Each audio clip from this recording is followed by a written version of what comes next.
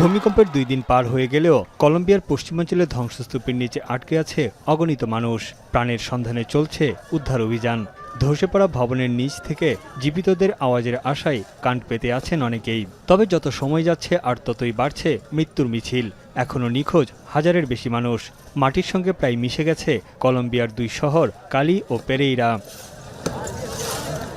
এদিকে সবাইকে অবাক করে দিয়ে ভূমিকম্পের ৩৬ ঘণ্টা পর পেরেইরা শহরের ধ্বংসস্তূপ থেকে এক নারীকে জীবিত উদ্ধার করা হয়েছে।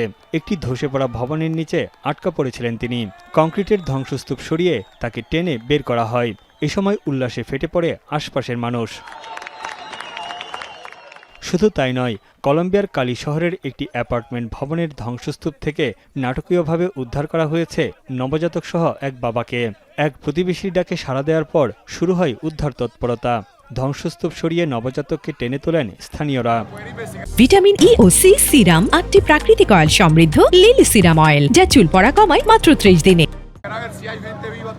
ভূমিকম্প বিধ্বস্ত পেরেইরা শহরে পরিদর্শনে গিয়ে কলম্বিয়ার প্রেসিডেন্ট আলবের্তো দে লা এসপ্রিয়েল্লা উদ্ধার অভিযান চালানোর পাশাপাশি ক্ষয়ক্ষতি মূল্যায়নের নির্দেশ দেন। এ সময় তিনি আন্তর্জাতিক সম্প্রদায়ের প্রতি সহায়তার আহ্বান জানান। এরই মধ্যে ভূমিকম্পে ক্ষতিগ্রস্তদের জন্য উদ্ধারকর্মী এবং 12 টন মানবিক সহায়তা পাঠিয়েছে প্রতিবেশী দেশ পেরু। যে কোনো ধরনের সহায়তায় কলম্বিয়ার পাশে দাঁড়ানোর আশ্বাস দেন পেরুর প্রেসিডেন্ট। এদিকে কলম্বিয়ার জনগণ ও সরকারের প্রতি সমবেদনা জানিয়েছেন জাতিসংঘের মহাসচিব আন্তোনিও গুতেরেস। ক্ষতিগ্রস্তদের জন্য অস্থায়ী আশ্রয়কেন্দ্র স্থাপনের উপর জোর দেয় সংস্থাটি।